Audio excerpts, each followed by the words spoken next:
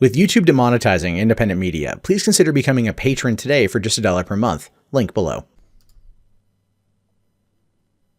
Hey, what's going on, everyone? My name is Matt Jarbo. This is $3 Theater, and this is not really movie news, but it's movie industry news that I feel like I want to talk about on this channel. A lot of people out there pirate. Let's be realistic. A lot of you do. It's generally a threat made against movies you're not too sure if you want to drop the $8 on, right? You're just like, I'll pirate the damn thing. And I'm not going to sit there and act like I've never sailed the high seas of the internet to find obscure content that I couldn't otherwise normally get my hands on. That's my story, and I'm sticking to it. But this is an interesting one because we never really see about the consequences of people who get caught doing it. And that's what I wanted to share with you guys today. Now, a UK man here has been convicted after sharing cam copies of movies. You figure out of all things to get busted for with piracy, the shitty cam copies are what bring you down, right? It's so weird to see. Now, it says that a 21-year-old man from Sunderland, convicted of distributing copyrighted films, has been sentenced to a 2-year community order. The case was referred to by police by 2 movie industry groups. They traced camcorder copies of the movies Ant-Man, Deadpool, and London Has Fallen to a local cinema, which eventually led to this man's arrest. Yeah, they're able to do that now.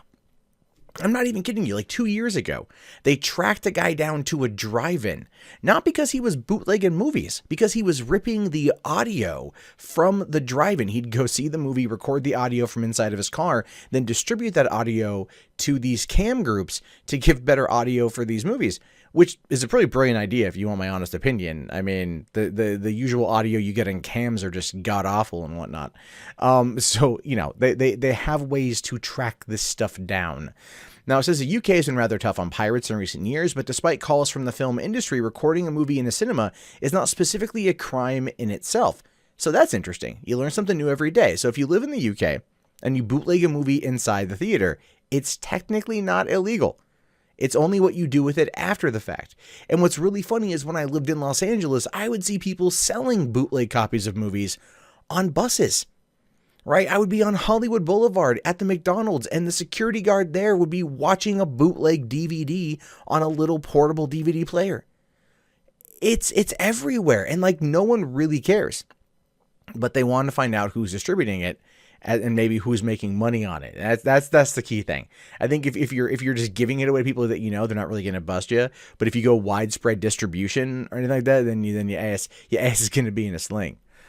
Now, it says here, that doesn't mean that camming, as it's called, is always without consequences. People who attempt to distribute these recordings are among the most sought-after targets.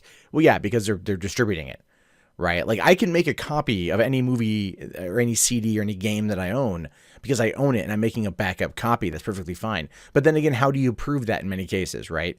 Like, you really can't, but it's one of those very interesting situations.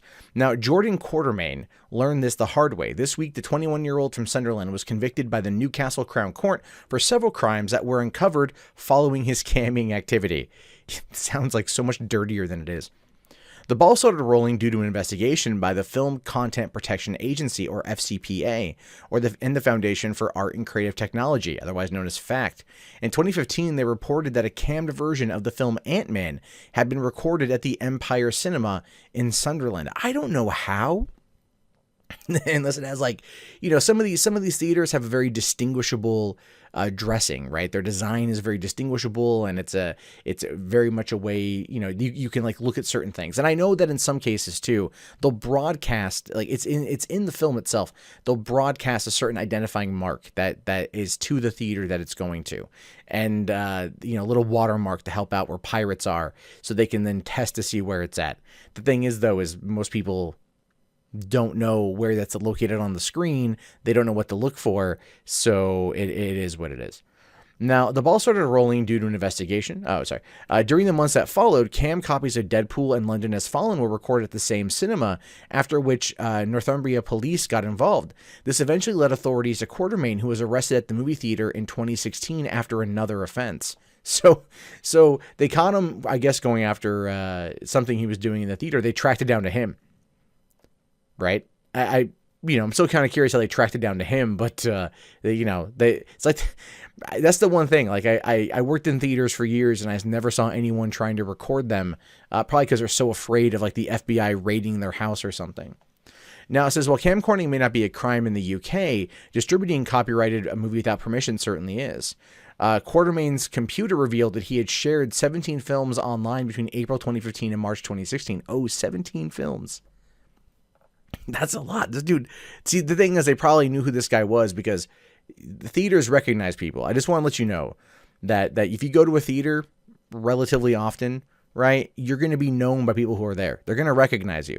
And they might give you a nickname. If you're just a normal person, they'll be like, oh, it's that guy, right? But if it's like a weird one, they're like, oh, it's the weird guy. And everyone knows who you're talking about. We all had our weird guys. We already had our regulars.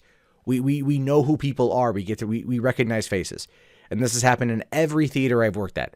So, that's something to consider. Now, it says, faced with evidence, he pled guilty to 2 counts of possession of articles for use in fraud, 2 counts of distributing copyrighted infringing articles, and 1 count of conspiracy to distribute copyright infringing articles. That tells me at that point in time that he had a film on his computer that he hadn't quite uploaded yet, and that was going to be where it's at.